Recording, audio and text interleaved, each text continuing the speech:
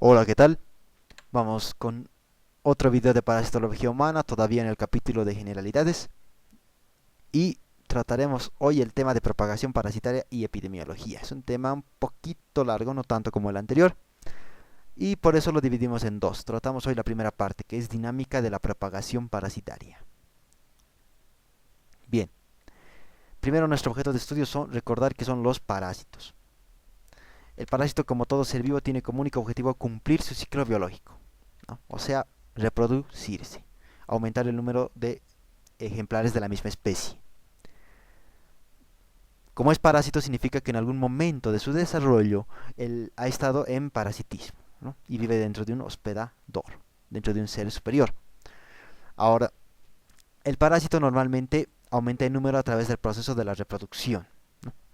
Pero una condición indispensable para que se siga y se siga reproduciendo y aumentando su número, y para que naturalmente el parásito se prolongue a lo largo del tiempo en varias generaciones, o sea, perpetúe su especie, una condición indispensable para esto es de que el parásito salga de un hospedador y pase a otros hospedadores, ¿no?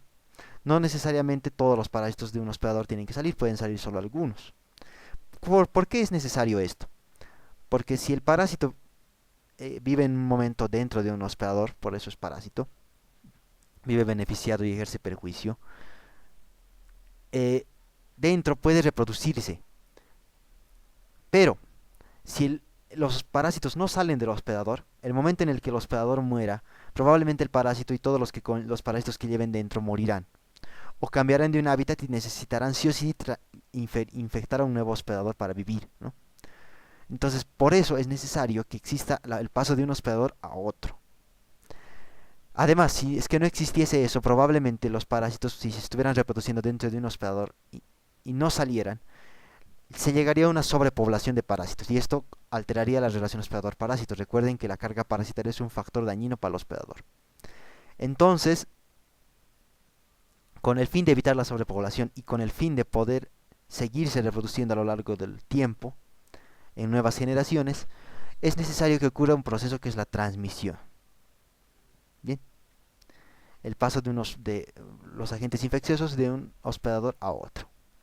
Bien, entonces, la transmisión de los parásitos y su reproducción es el concepto de propagación parasitaria. ¿Qué es la propagación parasitaria? Es el aumento del número de parásitos a través de su reproducción y su transmisión. Entonces, es el proceso por el cual los parásitos se propagan. Bien, dentro del primer elemento que es la reproducción. La reproducción depende de dos cosas. De que haya un desenvolvimiento adecuado, o sea, de que los seres vivos se encuentren en un lugar donde se puedan desenvolver y ejecutar funciones biológicas, básicamente hablamos del hábitat. Y requiere también, es dependiente de un factor que es el potencial biótico, ¿no? Que es la capacidad o potencialidad de cualquier ser vivo de poder perpetuar su especie, ¿no? Por ejemplo, si produce más huevos, es más probable que se perpetúe la especie, hay mucho más potencial biótico. Entonces, en esa situación, hablamos de que los factores que originan que haya una adecuada reproducción son el potencial biótico y el desenvolvimiento adecuado. De esos factores depende la reproducción, ¿no? Y cada parásito tiene un potencial biótico particular y un desenvolvimiento, dependiendo del lugar donde se encuentre, particular, ¿no? Bien, el otro elemento es la transmisión. Entonces, ¿qué es la transmisión? Para que ocurra la propagación parasitaria se requiere transmisión y reproducción. La transmisión es el proceso por el cual un agente infeccioso es transportado o acarreado de un hospedador a otro. Entonces es transmitido sea un hospedador de la misma especie, por ejemplo, de un hombre transmite un parásito a otro hombre, se lo transporta hacia otro ser humano, o sea de distinta especie. ¿No? Puede ser un parásito a un hombre transmite un parásito, por ejemplo, transporta un parásito hacia un perro y este se infecta. Entonces, esa es la transmisión. Puede ser de dos tipos, horizontal o vertical, atendiendo a que si la transmisión ocurre entre seres de la misma generación o seres de distinta generación, ¿no? La horizontal es aquella transmisión que ocurre entre seres de la misma generación. Entonces, por ejemplo, si un ser humano tiene un parásito y lo transmite a otro ser humano, entonces hay una transmisión horizontal, ¿no? O un perro a otro ser humano, etcétera. Puede ser directa, que es cuando la transmisión de un hospedador a otro ocurre la transmisión sin elementos intermediarios. O sea, aquí tenemos un ejemplo. Tenemos un perro que tiene su pulga. Entonces, sin necesidad de ningún elemento en medio, la pulga puede saltar y pasar a otro hospedador. Entonces, esto es una transmisión directa, porque no se requiere de elementos intermediarios. Se denomina activa en este caso porque el parásito genera la acción de pasar de un hospedador a otro. Los perros puede que no hagan nada para que ocurra esto, simplemente la pulga lo hace. Entonces, eso es una transmisión directa en la cual no se requiere elementos intermediarios. Otro ejemplo es este. Tenemos dos personas, una persona que tiene un parásito, el parásito llega a sus manos, sale de su cuerpo y llega a sus manos, y si la persona le da la mano a otra y al hacerlo le pasa a los parásitos, entonces existe en este caso transmisión directa. Y esta persona puede infectarse, la nueva persona, ¿no?, con el parásito. ¿Por qué es directa? Porque no requiere de elementos intermediarios, basta que entren dos seres vivos en contacto, no requerimos de un elemento en medio. No. Bien, tenemos el otro tipo de transmisión que es la transmisión indirecta, que es aquella transmisión en la cual un hospedador le transmite a otro mediante elementos intermediarios. Transmisión de un hospedador a otro mediante elementos intermediarios.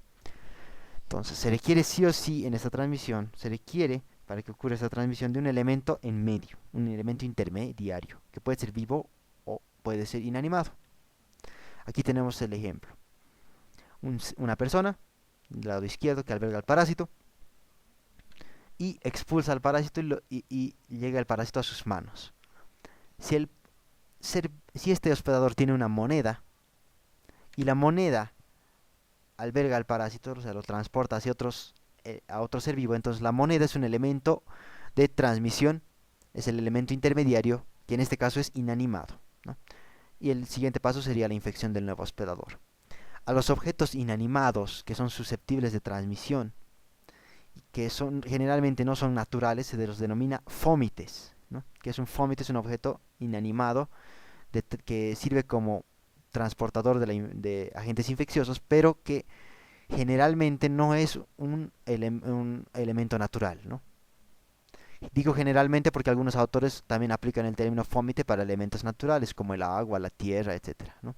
Y otros solamente para objetos no naturales inanimados, como ser lápices, bolígrafos, gomas, eh, pasamanos, etcétera. Tenemos además otro tipo de elementos inanimados que son los elementos naturales. Por ejemplo, si el primer hospedador con su parásito elimina al parásito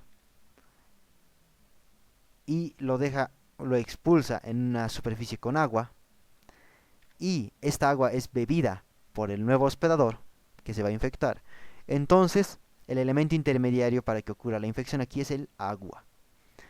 El elemento intermediario es un elemento natural en este caso. Y por ello se utiliza el término generalmente no de fómite, sino de vehículo, ¿no? Vehículo es aquel elemento inanimado, generalmente natural, que sirve como elemento transportador o acarreador de agentes infecciosos. Obviamente recalcar que algunos autores utilizan indistintamente como si fueran lo mismo fómite y vehículo, para algunos autores es lo mismo, pero nosotros preferimos utilizar vehículo para aquellos elementos de la naturaleza y fómite para los otros elementos que igual son inanimados pero que no son propios de la naturaleza. Bien, tenemos un último caso en el cual el elemento que transporta el parásito es biológico. Ya vimos los objetos inanimados, ahora vemos los animados, los biológicos. Tenemos aquí un ejemplo, el mosquito. Si un mosquito, al alimentarse de un hospedador, adquiere un parásito, y el mosquito va y transmite este parásito, o sea, lo transporta, y al alimentarse lo deposita en otro hospedador, entonces el mosquito es el elemento intermediario. En este caso el mosquito es un elemento intermediario vivo. Los elementos intermediarios vivos pueden ser vectores, como en este caso, biológicos o mecánicos, o pueden ser seres vivos vertebrados, ¿no? O sea, otros hospedadores transmisores se denominan. Ahora, en este caso se dice que para que pase de una persona a otra, el mosquito es un elemento intermediario, pero que para que pase de la persona al mosquito no hay elementos intermediarios, entonces sería una transmisión directa si pasa del hospedador, del hombre al mosquito. Pero para que pase a otro hombre hay una transmisión indirecta a través de ¿qué? Del mosquito. Tenemos dos tipos de transmisión acá, directa e indirecta. Y dentro de la transmisión vertical tenemos 4 tipos: la transovárica, la transplacentaria, la calostral y la galactófora. Transovárica significa que el ser progenitor, el ser que origina un nuevo ser, o sea, el ser de la generación superior, la madre, transmite, por ejemplo, a los cachorritos a través de huevo, ¿no? En este caso, por ejemplo, en algún gusano, algún ave, que transmite el parásito a través de los huevos. Cuando se forman los huevos, ahí es donde lo transmite, generalmente por el óvulo. El parásito es transmitido a través de los huevos hacia las crías. En la transplacentaria, el parásito pasa a las crías a través de la placenta, ¿no? Esto ocurre muchas veces con muchos mamíferos, porque se desarrollan en el útero. Como la placenta está dentro del útero, también se denomina transmisión vertical transplacentaria, o también denominada transuterina o intrauterina, porque pasa a través del útero, el parásito, ¿no? Por ejemplo, si un lobo cría a unos cachorritos en su vientre, una mamá lobo, y los cachorritos se infectan a través del paso del parásito de la madre, a través de la placenta, hacia los cachorritos. Los otros dos tipos son calostral y galactófora. Calostral significa que se transmite por el calostro, o sea, la leche materna, la primeriza. Y galactófora es igual, leche materna, pero exceptuando el calostro. Entonces, cuando se transmite por el calostro es calostral. Cuando se transmite por leche materna que no sea calostro, entonces la transmisión se denomina galactófora, ¿no? Por ejemplo, cuando un lobo o una vaca da de lactar a sus crías. La cría, si lacta calostro y ahí se transmite, se denomina calostral.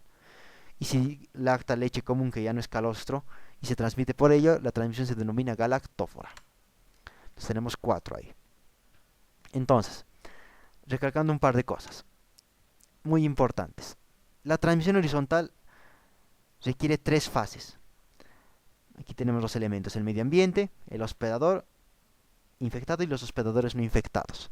La primera fase es la salida del agente infeccioso, que es el proceso por el cual los parásitos salen del hospedador que esté infectado. No necesariamente todos, como vemos acá. El segundo paso es que una vez que salgan, se lleven al medio ambiente. Entonces eso se denomina dispersión del agente infeccioso. El lugar por donde salen al medio ambiente se denomina puerta de salida o vía de salida. Entonces, si digamos salen por el ano, la puerta de salida es anal, o vía de salida se denomina anal. La dispersión es el paso de los agentes infecciosos al medio ambiente y su dispersión en el mismo, o sea, su expansión en el mismo, ¿no? Entonces, para la dispersión existen lo que se denominan factores de dispersión.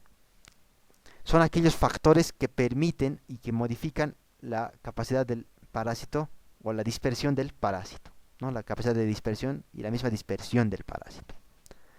Por ejemplo, si el parásito sale al medio ambiente, a la tierra, un factor de dispersión puede ser el viento, que lo puede arrastrar a muchos lugares del medio ambiente. Entonces hace que se expanda, se disperse en el medio ambiente. Por eso se denomina factor de dispersión. Otro elemento, por ejemplo, podría ser el agua, ¿no? Ahora, estos elementos pueden ser alterados o no alterados por el hombre. Por ejemplo, en el caso del agua, normalmente, si el hombre genera un río artificial o una represa, puede hacer que los parásitos que estén ahí se pasen al agua. Y como el hombre puede distribuir esta agua a diferentes lugares, por ejemplo a los hogares, entonces el hombre es considerado un factor de dispersión. El agua es el factor de dispersión que hace que el parásito se disperse a toda una población, digamos, ¿no? Entonces, en este caso, el control del factor de dispersión puede ser un elemento biológico, como ser el hombre. Es por eso que los factores de dispersión pueden clasificarse en 2 tipos: biológicos y no biológicos. Entre los factores de dispersión biológicos tenemos, por ejemplo, el medio ambiente. Si el medio ambiente es inadecuado, entonces el parásito generalmente no se queda en el medio ambiente mucho tiempo, muere, entonces la dispersión es baja. O puede ser, por ejemplo, que el ambiente sea adecuado, entonces el clima sea adecuado y la transmisión sea exitosa, ¿no? O sea, que se quede el parásito en el medio ambiente y se pueda dispersar. Los elementos biológicos, por ejemplo, tenemos otros hospedadores, por ejemplo, las moscas, que pueden llevar en sus patas a un parásito que esté en un lugar, a muchos lugares, porque la mosca se para en diversos lugares. Entonces, en ese caso, la dispersión está producida por un factor de dispersión parasitaria biológico, que vendría a ser la mosca, ¿no? O por ejemplo el mismo ser humano, que puede en sus manos transportar de un lugar donde adquiere parásitos a muchos otros lugares, porque la mano tiene contacto con muchos otros lugares. Entonces tenemos como segundo paso la dispersión del agente infeccioso, o sea, la dispersión a través del medio ambiente. Y por último, la adquisición de este agente infeccioso por otros hospedadores no infectados, o sea, la infección de nuevos hospedadores. Dado que en este caso hablamos de parásitos, dado que el tema es parasitología, reemplazamos el término agente infeccioso por parásito. Entonces el primer paso es la salida del parásito, el segundo paso se denomina dispersión parasitaria y el tercero la infección de nuevos hospedadores por nuevos parásitos, ¿no? Bien, en algunos casos está ausente la fase 2. ¿Por qué? Porque el parásito puede que no salga al medio ambiente, pase de un hospedador directamente a otro. Entonces tenemos aquí un hospedador, por ejemplo, infectado, otro, y puede que el hospedador le transmite directamente a otro hospedador el parásito. En este caso el parásito no salió al medio ambiente. En este caso no hay segunda fase, la fase de dispersión parasitaria, ¿no? Bien. Dentro de lo que respecta a la transmisión vertical, esquemáticamente básicamente es esto. Un hospedador que tiene un parásito y que tiene a otro hospedador dentro desarrollándose, por ejemplo en forma de huevo o en forma de crías en el útero.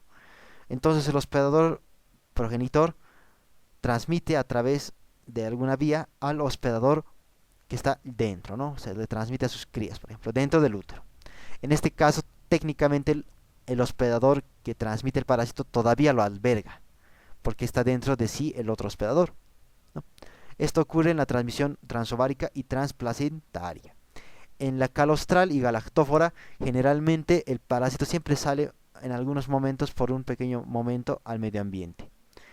Pero sí o sí, el tiempo es muy corto, generalmente no sale en ningún momento, ¿no? Pasa directamente, como hemos visto en el anterior caso, de hospedador a hospedador sin tocar el medio ambiente, porque las crías succionan, por ejemplo, la leche. Entonces la leche no sale al medio ambiente, pasa directamente de un hospedador a otro. Bien, ahora que conocemos lo que es transmisión vertical y horizontal, aplicamos un nuevo término a lo que son los elementos de la infección, que es la fuente de infección, ¿no? Ya vimos que es vía, ya vimos que es forma infectante, ahora vemos que es fuente de infección. Fuente de infección es el lugar, objeto o ser vivo donde se forman y adquieren las formas infectantes. Por ejemplo, si aquí tenemos un cerdo y un humano, y en el cerdo se forman unos parásitos, la forma infectante, una forma infectante que es capaz de transmitirse al ser humano. Entonces, si el hombre se alimenta del cerdo y adquiere así el parásito, aquí la fuente de infección para el hombre es el cerdo. ¿Por qué? Porque en el cerdo se formaron el parásito, se forman las formas infectantes, las formas que pueden infectar al hombre, y del cerdo ha adquirido, de su carne, ha adquirido el hombre el parásito, ha adquirido el agente infeccioso. Por ende, el cerdo es la fuente de infección, porque de ahí se forman y de ahí se adquieren las formas infectantes. Es un elemento vivo en este caso. En algunas situaciones, el lugar donde se forman las formas infectantes no es el mismo de donde se adquieren. Entonces se utilizan el término fuente de infección primaria, también denominada última, y fuente de infección secundaria o también denominada inmediata, ¿no? Para diferenciar esta situación. Entonces, en este caso, ejemplo, dentro del hombre se forma un parásito. El parásito sale por las heces y el cerdo se come las heces del hombre. Y el cerdo al hacerlo adquiere al parásito. Bien. Entonces, en esta situación, en este ejemplo, la fuente de infección primaria sería el hombre, porque es ahí donde se forman las formas infectantes. Ahí se han generado las formas infectantes. Él las produce, ahí adentro se producen. Y la fuente de infección secundaria o inmediata es las heces, porque es de donde se adquieren. Entonces, cuando el lugar no sea el mismo donde se forman y donde se adquieren, se utilizan los términos primaria y secundaria. Primaria para describir el lugar donde se forman y secundaria donde se adquieren. Algunos autores utilizan el término de fuente de infección terciaria e incluso más, cuaternaria, etc. ¿Cuándo? Cuando existen más de un elemento que transportan al parásito para que lleguen a un nuevo hospedador. Por ejemplo, aquí tenemos un ser humano, un parásito que está en su interior y una manzana de por medio. Entonces, si el ser humano elimina al parásito por las heces y la manzana entra en contacto, aunque sea porque se chocó, porque hay partículas en la tierra, etcétera, con las heces y se lleva al parásito, y un nuevo ser humano se come la manzana y adquiere este parásito que está ahí, entonces la fuente de infección en este caso primaria es el primer hospedador, porque ahí se formaron los parásitos, la forma infectante. La secundaria sería las heces. Y la terciaria, porque se contaminó de la secundaria, sería la manzana, ¿no? Y así sucesivamente pueden haber más cadenas de transmisión. Esto en algunos casos se utiliza en epidemiología para poder seguir la cadena y ver de dónde se origina la infección, ¿no? De dónde se originaron las formas infectantes y por ende cuál es la fuente de infección primaria.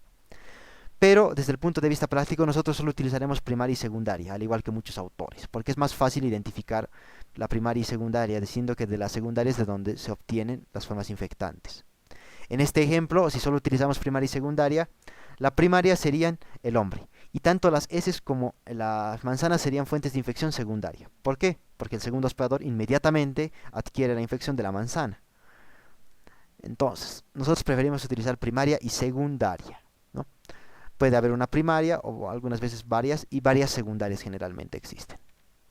Bien, con este último entendimiento de lo que es fuente de infección, elementos de por medio y etcétera, y lo que es transmisión, tenemos que hablar de tipos de infección. Las infecciones se clasifican en tipos según los hospedadores entre los que se transmiten. Tenemos las enzoosis. ¿Qué es una enzoosis? Es una infección y enfermedad infecciosa que se transmite exclusivamente entre animales, de transmisión exclusivamente animal, ¿no? O sea, por ejemplo, el perro le pasa al perro, el gato le transmite al gato, o el gato le transmite al perro, o el perro a la mosca, etcétera. Pero, en este caso no puede transmitirse la enfermedad al hombre, ¿no? Son enfermedades que no pueden hacerle ninguna, no pueden infectar al hombre, el agente infeccioso no puede entrar en el hombre, por eso es solamente animal. Tenemos las antroponosis, aquella infección y enfermedad infecciosa que se transmite exclusivamente entre el hombre, ¿no? Que no puede pasar al animal. Por ejemplo, un ejemplo de esto teníamos a la rubiola, si no más recuerdo, que no tenía hospedadores ni reservorios animales. Entonces solamente puede transmitirse de ser humano a ser humano, no puede transmitirlo el ser humano a un perro, por ejemplo, ¿no? La transmisión es de seres entre seres de la misma especie humana, seres humanos, antroponosis. Luego tenemos la que más nos interesa, la zoonosis. ¿Qué es una zoonosis? Es una infección y enfermedad infecciosa que se transmiten entre humanos y animales. Entonces, que puede pasar el hombre, que puede transmitirle el hombre al perro, o el perro al hombre, o el perro al gato, el gato al hombre, etc. Bien, las zoonosis se clasifican de muchas formas, dependiendo de muchos factores, ¿no? Que sea zoonosis no significa que sea natural. Puede que la infección esté normalmente transcurriendo entre hombres y hombres y hombres y por algún incidente pase al perro, ¿no? Pero aún así es zoonosis si es que puede transmitirse al perro. Entonces, las zoonosis se clasifican en base a estos criterios en varios tipos. Según el criterio de la indispensabilidad del hombre, o sea, de que el hombre sea indispensable para que exista el ciclo biológico del agente infeccioso, o sea, del parásito. Tenemos las euzoonosis, que son aquellas en las cuales el hombre es indispensable para que ocurra, para que se mantenga vivo la transmisión, para que se mantenga el ciclo biológico. Un ejemplo de esto tenemos, por ejemplo, las tenias. Muchas tenias humanas viven en el hombre, no pueden vivir en otro lado. Y se deben de transmitir, la tenia se debe de transmitir a un cerdo o a un herbívoro en general, cualquier tipo de herbívoro, algunos herbívoros. Y recién del herbívoro puede volver a transmitirse al humano, no puede transmitirse de humano a humano. Entonces, como es indispensable el humano, porque si eliminaras al humano no existirían esas tenias, no se puede quedar en el herbívoro y transmitirse a otro así nomás. Como es indispensable el humano, hablamos de euzoonosis. Cuando el humano no es indispensable, se habla de parazoonosis. Un ejemplo de parazoonosis, por ejemplo, es la rabia.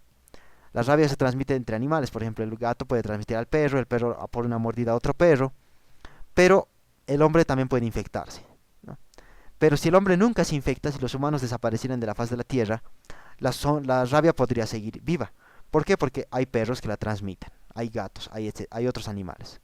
Entonces aquella zoonosis que puede transmitirse al hombre, pero no es indispensable que lo haga, que se transmita al hombre. Si el hombre desaparece, aún así sigue viva la zoonosis, sigue transmitiéndose de animal a animal. Esa es la clasificación más antigua. Luego apareció otra clasificación que es según la naturalidad de la infección, ¿no? Según dónde normalmente está el agente. Tenemos las antropozoonosis. Son las infecciones que normalmente son zoonosis que están en el animal. Por ejemplo, la rabia, que está en el animal, que normalmente anda circulando entre animales, entre el murciélago, entre el perro, el gato, etc. Y que por algún incidente, porque no es normal, pasa al hombre, pero el hombre puede infectarse.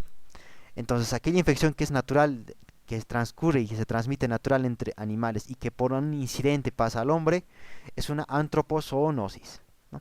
Y es lo opuesto, por ejemplo, lo que se denomina la zoantroponosis. Un ejemplo de esto es el VIH. El VIH es una infección que está entre humanos, se transmite de hombre a hombre, de seres humanos a seres humanos. Pero en algún raro incidente puede transmitirse a un chimpancé.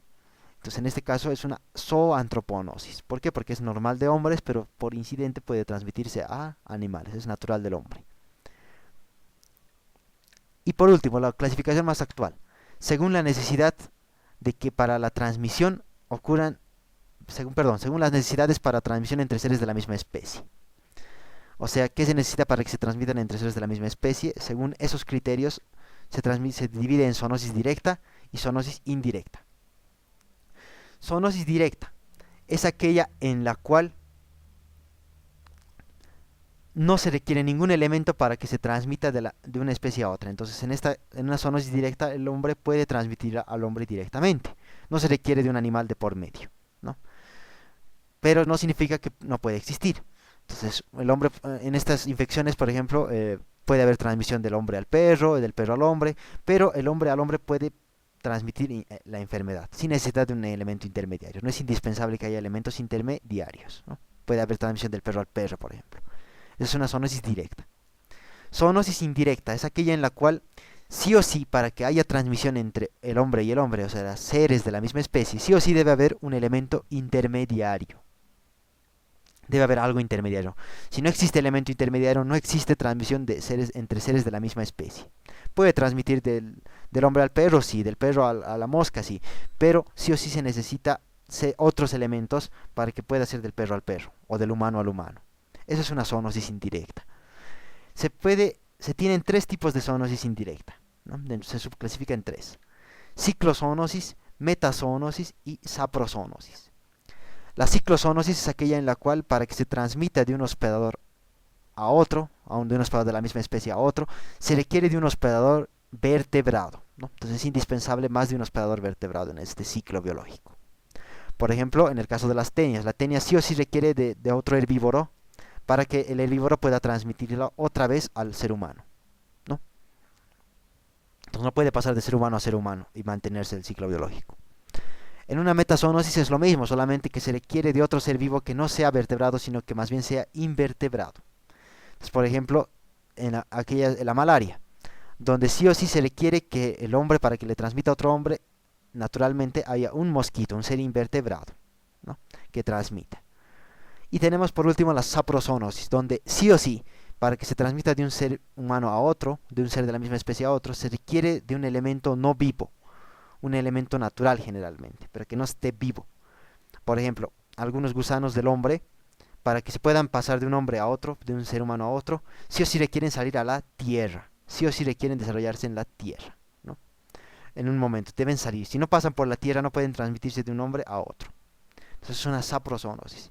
Y hay enfermedades que tranquilamente pueden englobarse en dos clasificaciones. O sea, hay enfermedades en las que, digamos, la esquistosomiasis, es una metazoonosis y es saprozoonosis a la vez. ¿Por qué? Porque en esa enfermedad, por ejemplo, el gusano sale del hombre, tiene que sí o sí llegar al agua, entonces es saprozoonosis. Si no lo hace, no hay ciclo. Y una vez en el agua, sí o sí tiene que infectar a un hospedador invertebrado, entonces también metazoonosis. Y recién así puede volver a infectar al hombre. Entonces, en ese caso se habla de qué, de que algunas infecciones pueden cumplir el criterio de metazoonosis y ciclozoonosis, por ejemplo, a la vez. Puede ser dos tipos de zoonosis a la vez. Bien, con eso terminamos el capítulo de hoy. Gracias por todo, por su atención.